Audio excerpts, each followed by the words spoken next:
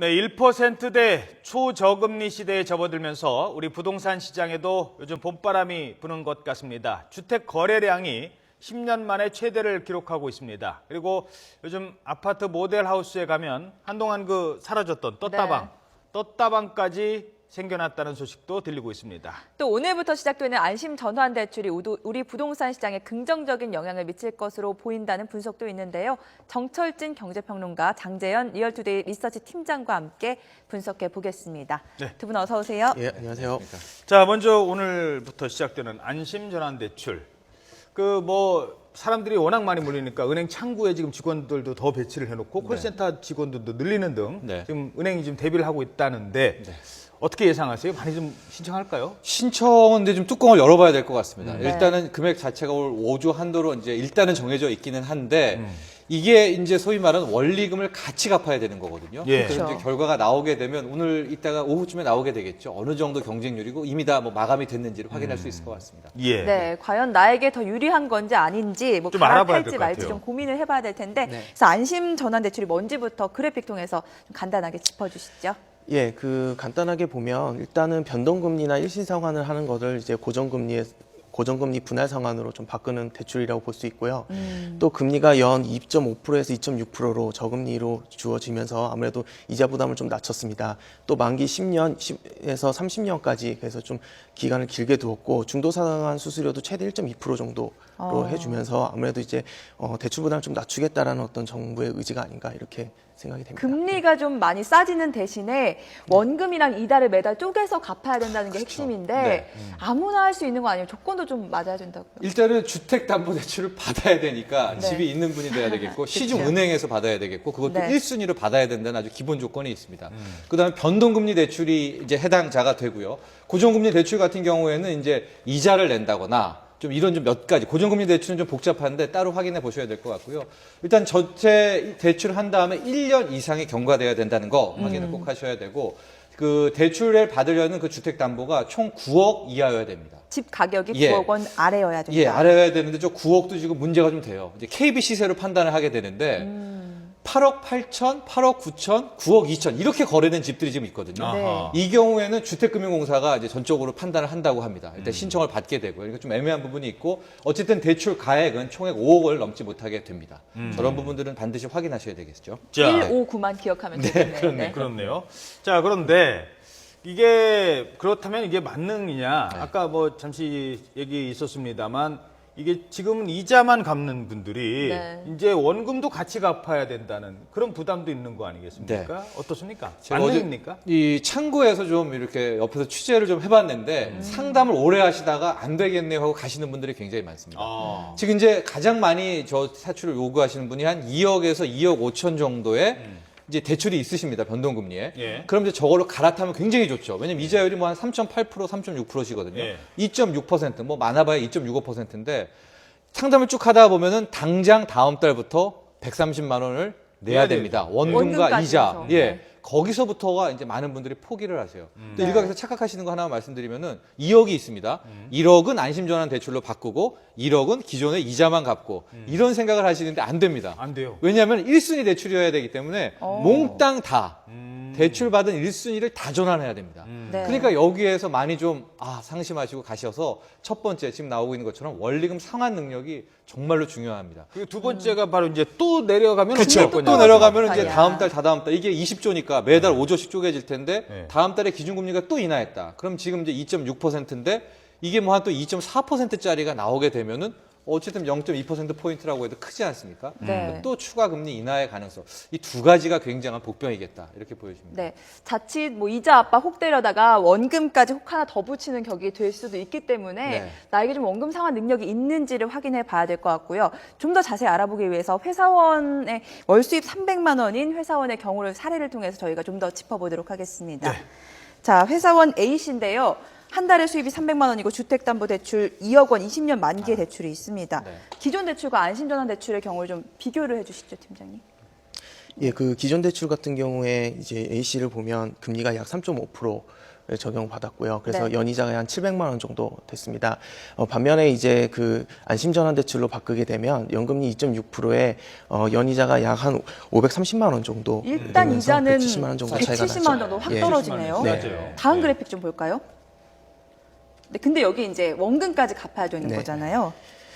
그 기존 대출 같은 경우에 보면 이제 월 이자가 60만 원이고 원금은 상환액이 없습니다. 반면에 그렇죠. 이제 이자만 갚으면 돼요. 예. 근데 반면에 이제 안심전환 대출 같은 경우에는 월 이자가 45만 원, 그다음에 그 원금까지 약 85만 원을 갚아야 되기 때문에 약 130만 원 정도가 월 평균 나가거든요. 2배 이상 결국 그러니까 서민 차이가 나게 입장에서는 되는 아니 지금 내가 원금도 못 갚아서 거치 기간 3년을 두고 그 사이에 뭐 혹시라도 집이라도 좀 오르면 어떻게 그걸 좀 만회를 해볼까 생각하고 있는데 갑자기 원리금 다 상환 이게 좀 어려울 것 같고요. 그렇죠. 그래서 저 역시도 이제 월급쟁이인 제 입장에서도 안심전환 대출 받아라 그러면 저 역시 받기가 싫거든요. 왜냐하면 월 뭐 400, 500 받았다 하더라도 사실은 2억, 3억 받게 되면은 나가야 되는 돈이 150만 원 이상이거든요. 그러다 보면 사실은 이제 최근 뭐 결혼을 한 사람이라든지 아이가 있는 사람들 같은 경우에 나가야 되는 돈들이 너무 많기 때문에 네. 사실 대출 이자만 갚다가 뭐 세월 끝난다 이런 말이 나올 정도로 사실은 좀 부담이 많이 되는 대출이라고 볼 수 있습니다. 그래도 일단 어느 정도 여력이 되는 사람들은 이걸로 이제 갈아타는 게 훨씬 더 유리하니까 네. 바꾸실 거란 말입니다. 네. 그런데 수요는 많은데 지금 공급이 턱없이 부족하다는 지적이 있어요. 그렇죠. 설명을 좀 해주시죠. 네, 이게 이제 총 재원이 1차 재원이 20조 원이고요. 매달 5조 원씩을 쪼개서 이제 공급을 한다고 했는데 이게 5조 원을 현재 이 대출 자격 있는 분과 대출 금액으로 환산해 가지고 다 받는다고 가정했을 때는 지점 한 명당 한 7명 고객 정도만 하게 되면은 일단 대출이 모두가 차게 됩니다.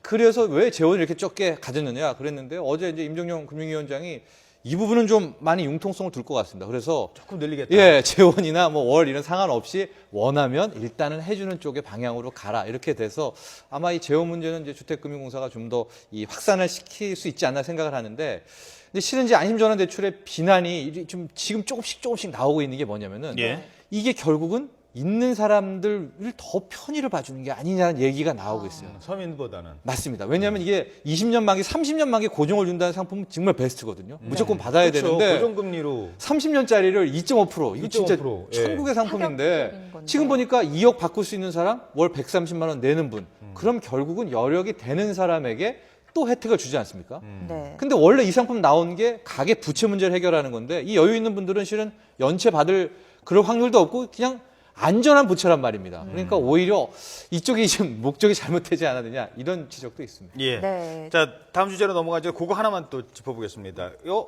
안심전환 대출로 가면 내가 기존의 은행에서 은행을 바꿔서 갈아타면 되나? 이런 생각이 가시는 분 있는데 그건 안 되는 거죠?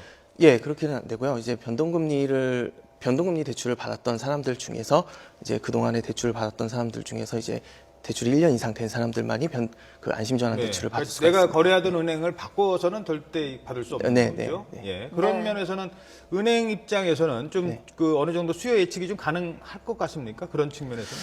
실제 이제 제가 막상 이제 저희 주변 사람들을 상담해 본 결과로는 이제 아무래도 안심전환 대출이 기존에 가지고 있던 문제가 과연 내가 한 달에 얼마가 나갈 것이냐가 가장 중요하기 때문에 사실은 이제 기존에 대출을 하고 있는 사람들 중에서도 과연 이 안심전환 대출로 바꿀 것이냐 안 바꿀 것이냐는 이제 각 가게마다의 어떤 사정 따라 다르기 때문에 실제 예측하기가 그렇게 쉽지는 않을 것 같습니다. 예. 알겠습니다. 네. 자, 자. 오늘 지나보면 좀 알 수 있을 것 같고요. 네, 이번에는 부동산 시장 얘기를 좀 나눠보도록 하겠습니다. 최근 물량도 폭발적으로 늘었고요.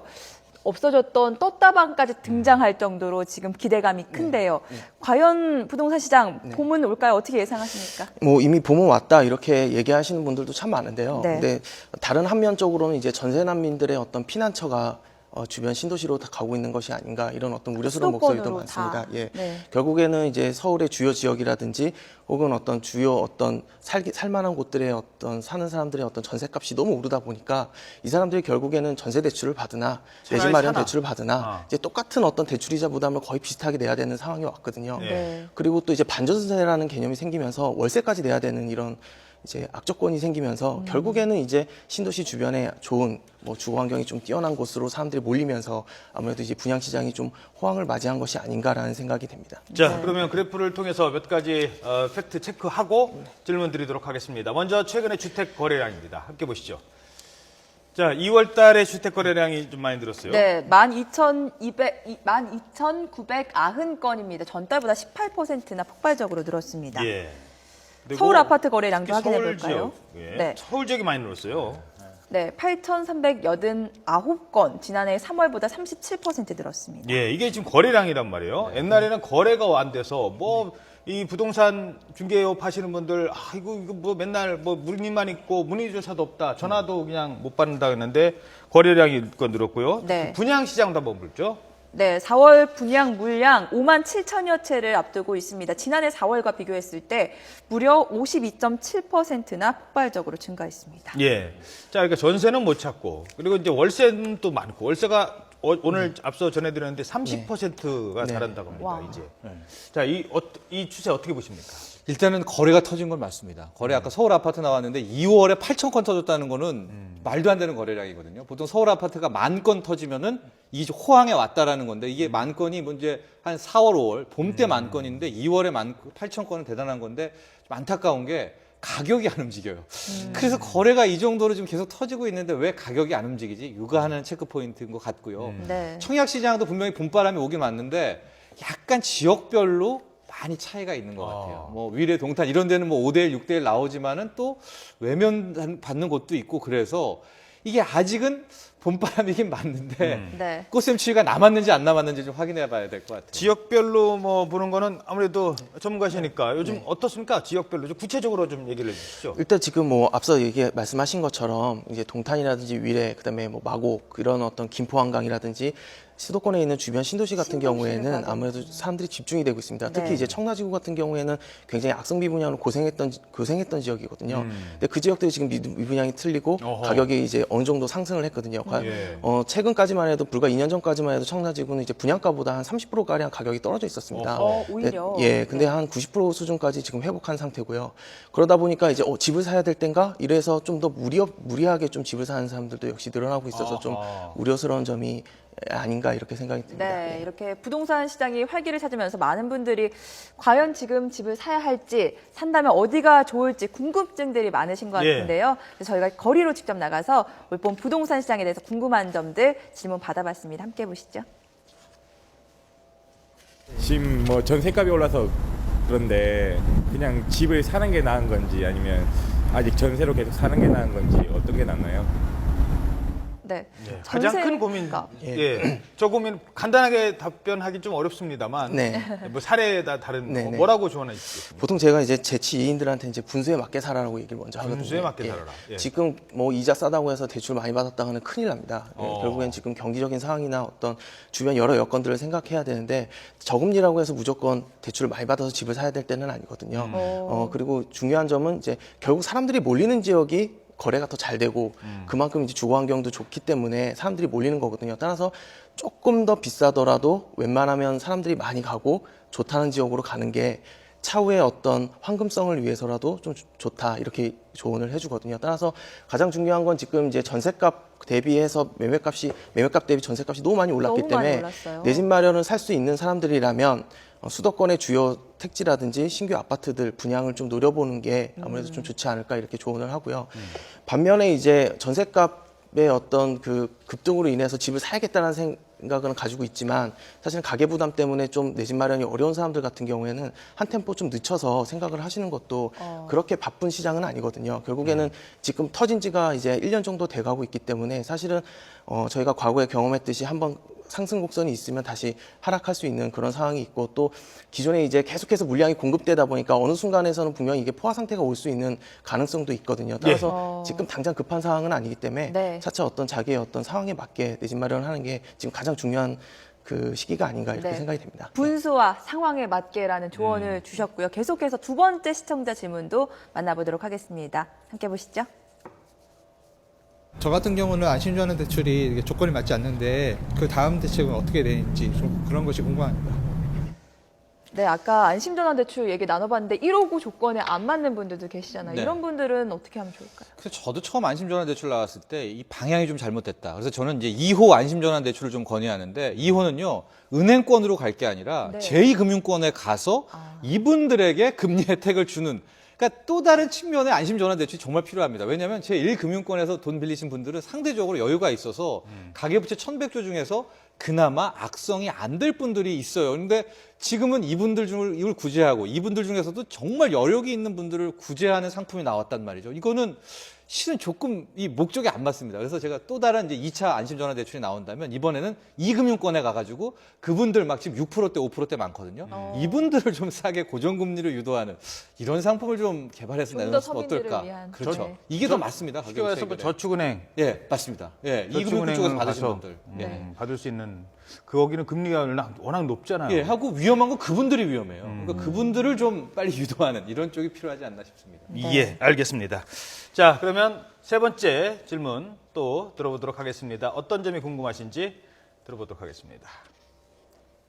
지금 부동산 최적기라는 분도 있고 지금 시장이 불안하다는 얘기도 있는데 제가 지금 부동산 투자를 하려면 어디에 해야 가장 안정적인지 궁금합니다. 자, 이제 저거요. 그러니까 쉽게 말해서 요즘에 오피스텔 옛날에 한때 잘 나갔잖아요. 네네. 근데 요즘에 오피스텔이 좀 힘들다. 네. 이런 얘기도 있고. 네.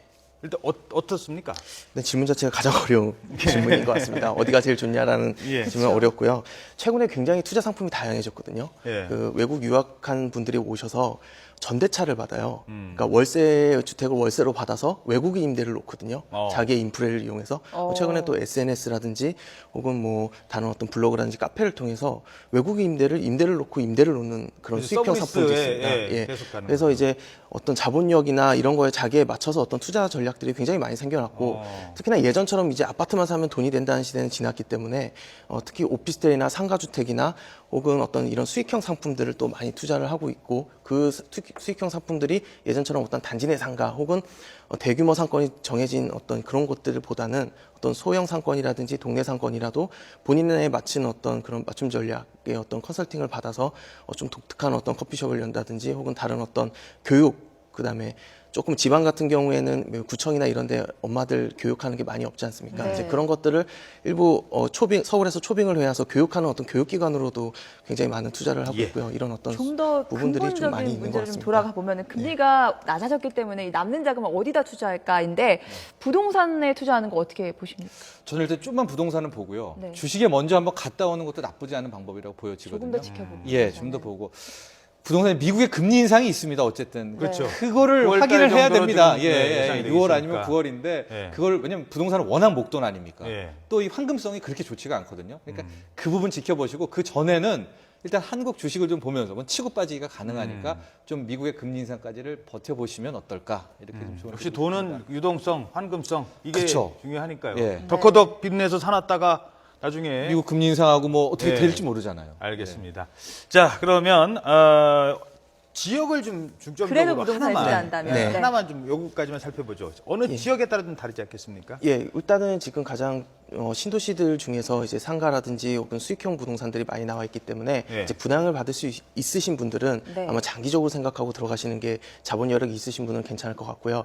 특히 이제 뭐 재건 아파트를 투자한다 이러신 분들은 역시나 이제 어쩔 수 없이 화면에 강남이라든지 나오네요. 지금 마고. 소초라든지 뭐 이런 어떤 재건축 투자들을 좀 염두에 두시는 게 좋을 것 송파, 같습니다. 강남, 서초 재건축 시장이요. 네. 그 반면에 이제 뭐 자금력이 좀 떨어지신 분들은 창동이나 노원 같은 경우에도 소형 아파트를 통해서 임대 사업이나 혹은 어떤 다른 어떤 내 집 마련을 할 수가 있으시고요. 네. 뭐 종로나 마곡지구 같은 경우에는 이제 전통적인 상권, 그다음에 마곡지구 같은 경우는 신규 상권이 생성될 수 있는 곳이기 때문에 앞으로 이제 그런 부분들을 좀 종로 같은 경우에 이제 도심이지만 최근에 공실률이 굉장히 많이 생겼거든요. 따라서 이제 가격이 많이 다운된 만큼 이제 어느 정도 그런 부분들을 생각해서 투자하실 분들은 아마 선별해서 투자하시는 것이 좋을 것으로 생각됩니다. 정철진 평론가님, 저 강남 3구는 뭐 불필 지역이네요. 주먹에서 발이 돼 있는데 네. 저는 살짝 좀 짧게 권해드리면은 네. 판교 용인 수지 쪽에 과거에 중대형 평수 중에서 막 12억, 13억까지 버블 때 올라갔다가 지금 6억대, 그러니까 반토막난 토막 났네요. 50평대, 60평대 아파트들이 아직도 있거든요. 네.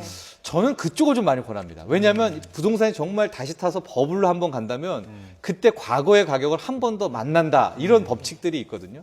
그런 이쪽 약간 경기도 판교 판교라고 근처에 옛날에 로또 중대형 나오던 예, 그 그 근처에 예. 애매한 구역상으로 가격이 굉장히 낮은 중대형 아파트들이 있습니다. 네. 한번 보시면 한번 좋을 것 같습니다. 예, 네. 알겠습니다. 자, 지금까지 정철진 경제평론가, 장재현 리얼투데이 리서치 팀장이었습니다. 두 분 돈 버는데 좀 정보가 좀 됐으면 좋겠습니다. 고맙습니다. 고맙습니다. 고맙습니다.